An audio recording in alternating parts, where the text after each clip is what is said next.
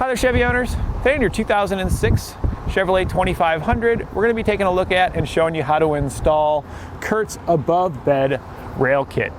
And this is what our rail kit looks like when it's installed. It is an above the bed rail kit, so it will take up a little bit of your bed space, but it is fairly low, so it doesn't really inhibit it too much, maybe just when you're sliding stuff back and forth.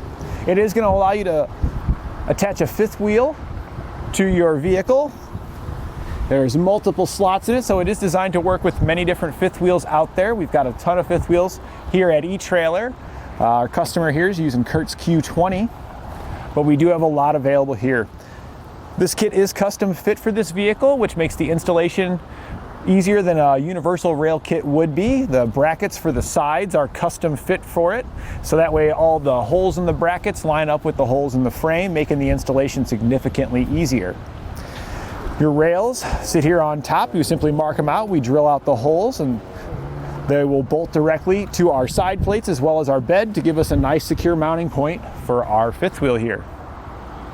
You'll attach your fifth wheel using pins. You can see there's multiple different holes here depending on the size of the fifth wheel that you're going to be putting in here, and the pins attach here. Just with a pin and clip, there's a total of 4 of those at each corner of our fifth wheel.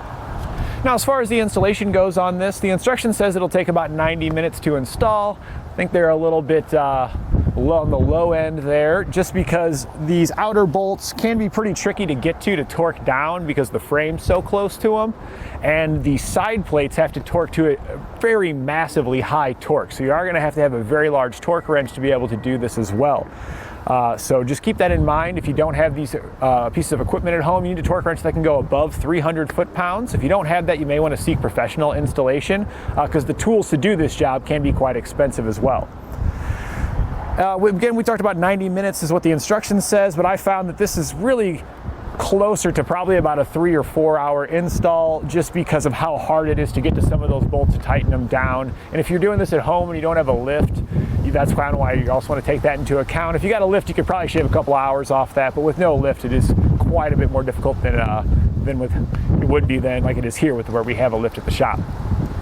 So now we've covered some of the features here of our fifth wheel. Why don't you follow us along with us in the shop and we'll show you how to get it installed. We'll begin our installation by lowering down our spare tire. We'll get that thing out of the way. It'll make our installation a whole lot easier if that's not there.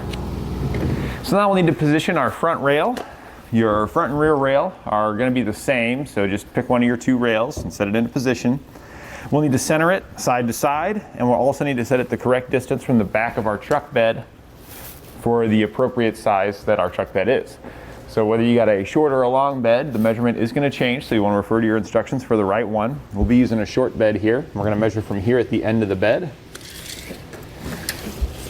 Find the measurement that's outlined in our instructions, and we're going to make a little mark there. We're going to do the same thing on the other side. That way we'll have a mark on each side to make sure our rail's in the correct position.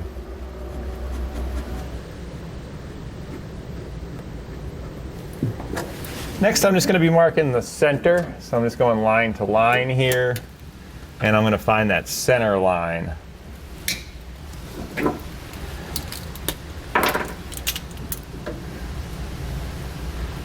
we're just going to mark that right on there so we know where the center is. We'll now mark our holes and prepare to drill them. We're going to be using a combination of a paint stick and a center punch. For our front rail here, the one closest to the cab, we're going to mark at the center of the outer holes on each side and the center hole towards the cab. So we're just going to go right down in the center, make our mark. Try to make sure that we are in the center of the hole there. After we make the mark with the paint stick, we're going to take our center punch, we're going to put that in the center, and then we're going to mark that. The paint stick just helps the mark we're making just stand out better. You can do it just the center punch without the paint stick, but I just like that for visibility. We're just going to repeat this now for all the remaining holes, and then we'll grab our 1/8 inch drill bit to start drilling them out. Once we've got them all marked, we can move our rail out of the way before we start to drill.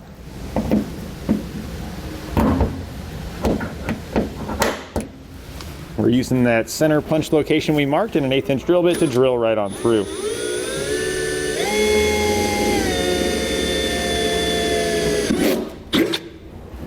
We're just going to repeat this for each of the locations that we marked. So now we just want to double check to make sure that our holes are going to line up with our side plate brackets. So I put a flashlight up there, shining down through one of the holes. We can see it's going to shine right on top of the frame there. We're setting our brackets into place, and if we look at that, the light goes right into the center of our hole. So that looks good. Just check your other holes here. So in your side plate, you're going to have a front hole. We can see here that this lines up with an opening. It's all dark. And then our back hole here also lines up with an opening in the frame. So we can see we've got our bracket here in the right position. The only thing really else that you can do to just double check yourself, you can move your light to the next hole. We're just moving that over. And then we're just going to verify that this lines up with our hole. And it looks like that lines up right with our hole as well. So this all looks good. You can double check the other side. And then from there, we can now enlarge it to the larger sizes. We'll now take our 9/16 drill bit and we're going to enlarge each of the holes that we had just drilled so we can get our brackets all bolted together.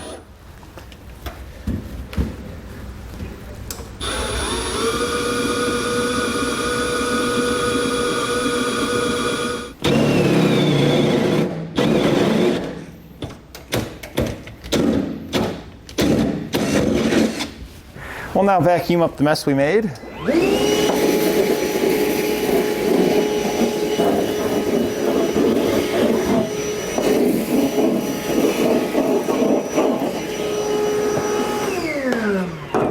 And it used a little bit of clear coat to protect against rust and corrosion on the fresh spots we just drilled in. We exposed some bare metal there. So we're just gonna put a little bit of that on there to seal it up.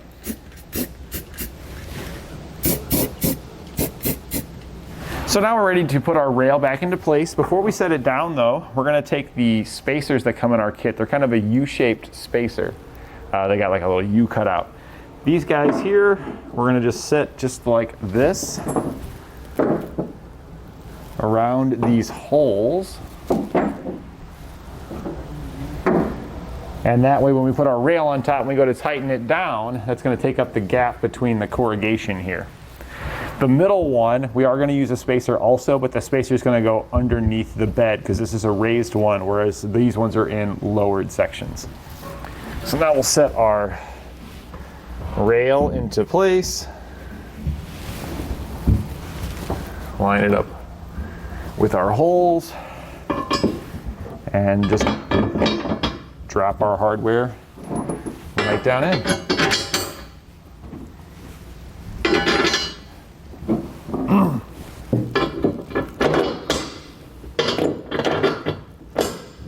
So now we can put on our side plates.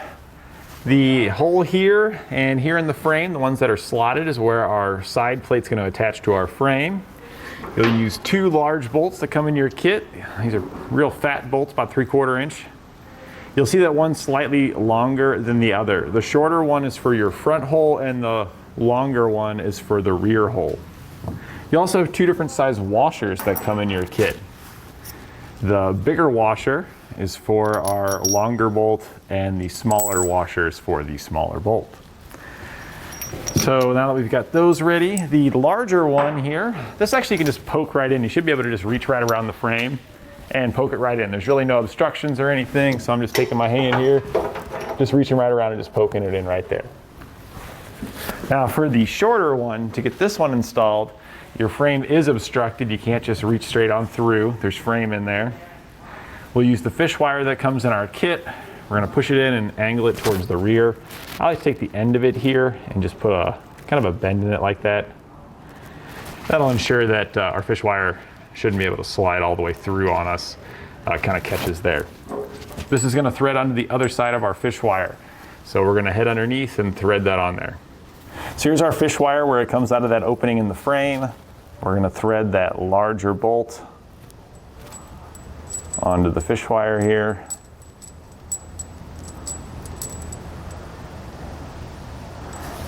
And then we're just gonna set that in the frame and then we'll head back outside to pull it through.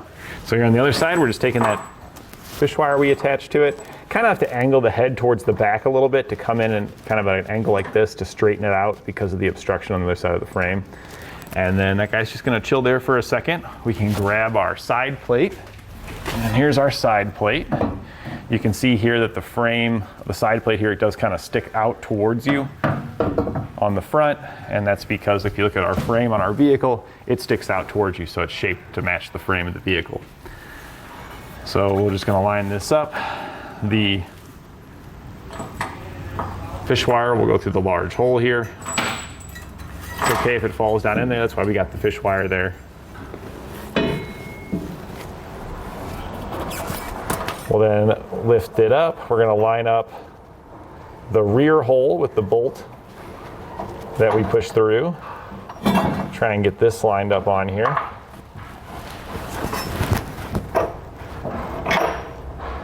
And you know what, sometimes it just doesn't want to work out and it falls back in. That's not a big deal, we can push it back through the other side.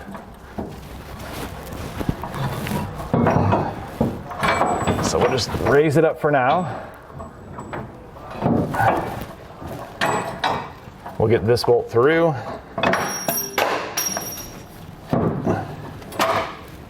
Let the weight kind of sit on it there. That'll help keep that bolt from falling back through. You can pull your fish wire off and then thread a large nut onto it. We're gonna grab that other bolt now and we're gonna push that back through the hole and we're gonna put a nut on it as well. All right, and then we got this one started here. Now you might notice that you got two of these holes here in the back. You'll want to choose the most appropriate one for your vehicle. Ours is gonna be the lower one because we want this to be parallel with the frame so that way the upper parts of our bracket here are very close to the bottom of our bed. Well, now gonna put on the hardware for the carriage bolts we dropped down. You can see they're dropping down through our side plate bracket here.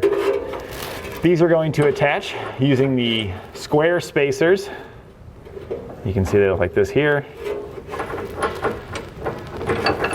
Slide your spacer up. And then thread a nut onto it. I find it easier to do this from underneath the vehicle. And another thing that I did to make things a little easier when doing this is I took the other rail that comes in our kit and I sat it on top of the rail that we already had our bolts going down through. The purpose of that is to keep me from pushing the bolts back up through the bed, back up into the bed. I don't want to push them up. So I put that other rail just sitting right on top of it. That way the weight of the rail kind of keeps me from preventing from pushing that back up in there. We're gonna do the same thing over here on the driver's side. Just wanna take a little bit more time on this side. Your fuel tank's right here, so it's really hard to get your hands up in here. This is a part where you might get a little bit frustrated. Just take a break for a second and come back to it. You will be able to get them on there. Your hands do fit. It's just very, very tight. So now we'll come to our center bolt here that we put on. Just like up top or in our lower corrugations, we're gonna put one of these U-shaped spacers in place on the underside of this one, and then we're gonna take the other spacers like we were using on for our attaching to our side frame. We're gonna slide that on and then secure it with a nut.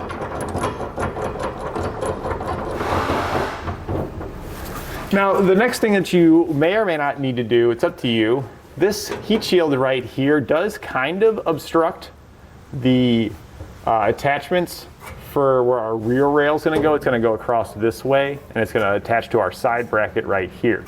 I can easily get to this rear hole here, but the front one's a little bit obstructed by the heat shield. Now the instructions want you to cut this heat shield out of here, but in all honesty, it's really not obstructing it that much. So I think all we're gonna do is we're just gonna bend it out of the way, and we can probably bend it right back once we're done, because we just need to be able to get our hands in there and our tools to be able to work. And honestly, that's probably good enough. I mean, I can see in here really well. We should be able to get our tools in there. If it becomes an issue later, we might just cut a little chunk of this out to be able to access it, but I really think we're gonna be fine just like that. So we got our front rail in. The next step is to take your fifth wheel and set it into your front rail. After you've got it set into the front rail, take your rear rail here, and we're just gonna slide it in underneath it. This is still loose. I did run the pins in it just to make sure that I had it all lined up properly and everything. But you take those out. You're setting your fifth wheel just right on top of your rail here. It's loose. It does just kind of lift up and down. So we set our other rail there. Our fifth wheel is going to ensure that this rail is in the correct location because we've already got it sat down in there, and with our rail in here like this, that'll ensure that we're able to take our fifth wheel in and out and it's going to line up properly. So after you've got your fifth wheel sat into your rear rail and your front rail, we're going to mark the holes and then drill those just like we did the front rail. There is going to be a small difference though, and that's just the location of the holes. Instead of using the furthest outside holes on your rear rail, you're going to move in one set of holes. So we're going to do the same thing on the other side, move in one set of holes. So that way we're drilling into this upper corrugation. The only other difference is the middle here is we're not using the hole towards the cab, we're going to use the hole towards the rear of the vehicle. So I've got those marked. At this point now, I'm just going to lift up on the fifth wheel, slide this rail out, drill those out.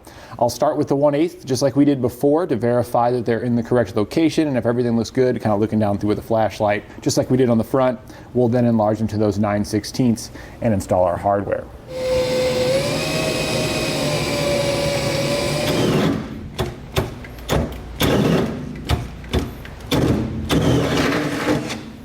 We're now ready to put our rail back into position.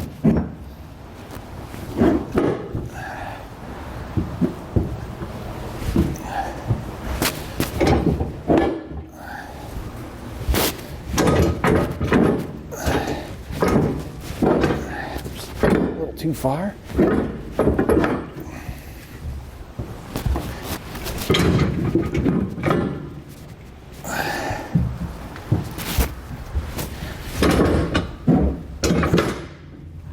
There we go. Now that we've dropped down in there, we're going to take our pins and insert these. Now the instructions tell you to go from the front to the rear, but here at eTrailer we prefer to go from the inside out to ensure that nothing can catch on your clip that's going to go in there.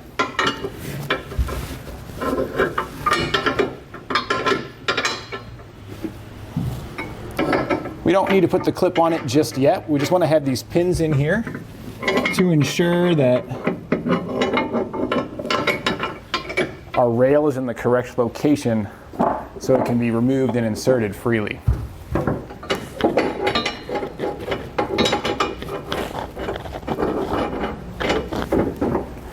At this point now we can drop our bolts down. We might have to shift the rail just a little bit. It does have a little bit of movement still in it, because it looks like we're just a hair offset to the passenger side there.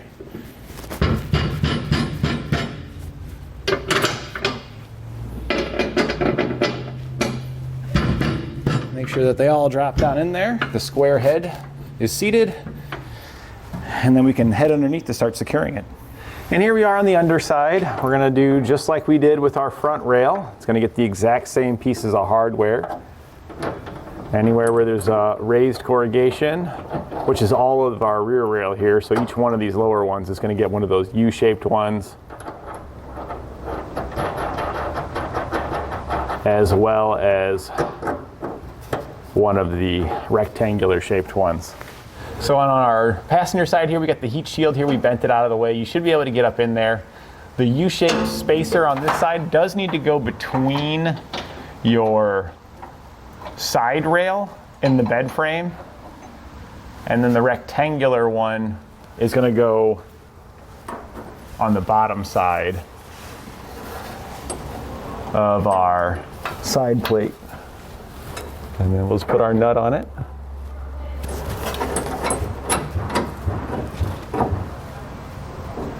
And we're just going to repeat that for the remaining pieces of hardware.